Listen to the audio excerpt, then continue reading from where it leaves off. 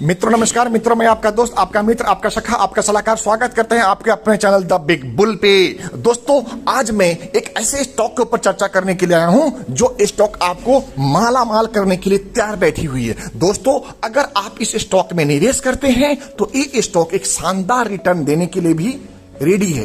दोस्तों आइए हम चर्चा करते हैं नए साल 2022 के लिए तैयारी आपको अभी से शुरू कर देनी चाहिए और शेयर बाजार का बादशाह पोर्टफोलियो में शामिल करें आप इस स्टॉक को जो 2022 में आपको दमदार रिटर्न देने की क्षमता रखता है। दोस्तों घरेलू बाजार के लिए लॉन्ग टर्म आपको लेकर कोई चिंता नहीं है। नई साल की शुरुआत पर आपको पोर्टफोलियो में कुछ ऐसे इक्विटी शेयर जोड़ने चाहिए जो आगे बेहतरीन रिटर्न देने की क्षमता रखती है। तो दोस्तों मैं आज उसी के ऊपर चर्चा करूंगा। दोस्तों स्टॉक्स 2022 के लिए हम ऐसे स्टॉक के ऊपर आज आपको बताने के लिए आए हैं जहां से आप अपने निवेश की शुरुआत कर सकते हैं और ऐसे समय पर हो रही है जब कई सेक्टरों के चलते बाजार में उतार चढ़ाव की आशंका बनी हुई है। चाहे ओमिक्रॉन वेरिएंट के बढ़ रहे मामले हो, महंगाई का इशू हो, टेम्परिंग हो या सेंट्रल बैंकों द्वारा ब्याज दरें बढ़ाए जाने के संकेत हो, इन वजहों से बाजार का मौजूदा सेंटीमेंट कमजोर है। हालांकि घरेलू बाजार के लिए लॉन्ग टर्म आउटलुक को लेकर कोई चिंता नहीं है। ऐसे में नए साल की शुरुआत पर आपको अपने पोर्टफोलियो में कुछ क्वालिटी शेयर जोड़ने चाहिए जो आगे बेहतर रिटर्न देने की क्षमता रखते हैं। इसी कड़ी में मैं इस स्टॉक का चुनाव करके आपके लाया हूं। स्टॉक का नाम है दोस्तों Gujarat state fertilizer and chemicals. इस लीडिंग स्टॉक में निवेशक 2022 में अच्छा मुनाफा कमा सकते हैं और एक बहुत ही बड़े इक्विटी फर्म के डायरेक्टर से मिली सूचना के आधार पे और फंडामेंटल और टेक्निकल राडार के ऊपर आने के बाद ही मुझे ये शेयर आपको एडवाइस करने की विचार सोचा है। दोस्तों Gujarat state fertilizer and chemicals अपने सेक्टर का क्वालिटी स्टॉक है। इसका वैल्यूएशन बेहद आकर्षक है। कंपनी फर्टिलाइजर और केमिकल के अलावा प्लास्टिक एंड सिंथेटिक रबर भी बनाती है। सरकार को जिस तरह से एमएसपी को लेकर इनिशिएटिव है उसका फायदा इस स्टॉक को जबरदस्त मिलने वाला है। एग्रीकल्चर पर सरकार का फोकस है। आगे एग्रीकल्चर जीडीपी में आने वाली ग्रोथ का फायदा Gujarat state fertilizer and chemicals को मिलेगा। दोस्तों मेरा यह भी कहना है कि पिछले दिनों जीएसएफसी ने एक्सटेंशन प्रोजेक्ट के तहत कर्ज लिए थे।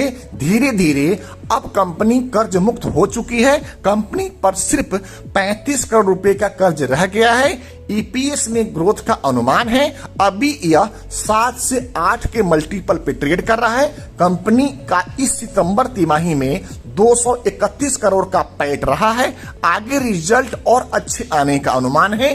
डिविडेंड यील्ड करीब 2% है।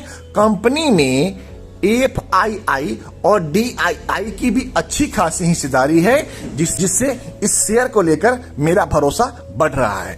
दोस्तों अब बात आती है कि इस स्टॉक में क्या रिटर्न मिल सकता है। तो दोस्तों जीएसएफसी के शेयर में निवेश के लिए 175 रुपए और 200 रुपए का टारगेट लेकर के आप निवेश कर सकते हैं। अभी शेयर का भाव 120 रुपए के आसपास है। ऐसे में इसमें एक साल में 65 से 66% का रिटर्न मिल सकता है। मेरा यह भी मानना है कि शेयर के ऊपर 100 रुपए का एक स्ट्रॉन्ग सपोर्ट भी बना हुआ है। इसमें इनसाइड रिस्क नहीं के बराबर है और ओवरऑल सेक्टर का आउटलुक भी बेहद शानदार है।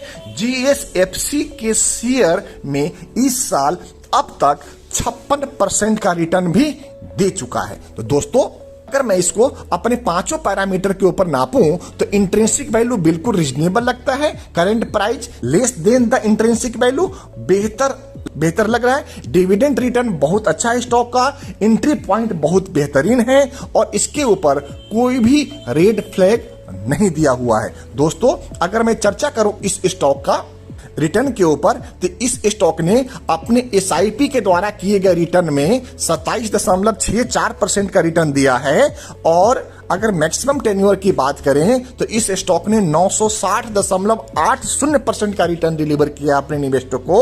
अगर 5 साल के रिटर्न की बात करते हैं तो 31.13% का रिटर्न दिया है। पिछले 1 सालों में दोस्तों इस स्टॉक ने लगभग 60% का रिटर्न दिया है और 1 महीने में रिटर्न दोस्तों 2.10% है और 1 वीक में दोस्तों इस फंड ने -2.50% का रिटर्न दिया है और 1 दिन में इस स्टॉक ने -3.15% का रिटर्न दिया है।